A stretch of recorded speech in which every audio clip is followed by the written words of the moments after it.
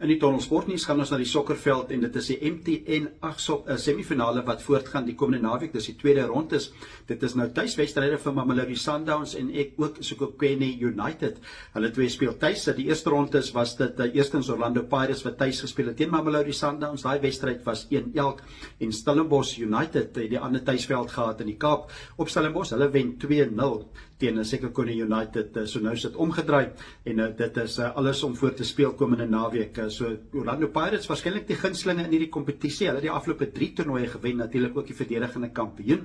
En dit is die ander twee spanne wat in die ander been speel, Sekhukhune United en Stellenbosch United, wat nog nooit hierdie toernooi kon gewen het nie. Stellenbosch United het verlede jaar in die eindstryd het hulle teen Orlando Pirates gespeel en daai wedstryd verloor.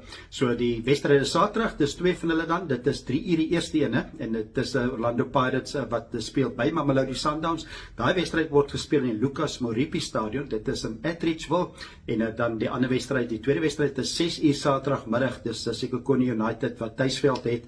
Hulle speel by die Pieter Mokaba Stadion. Dit is in Polokwane, groot stadion gebou vir die 2010 Wêreldbeker sokker.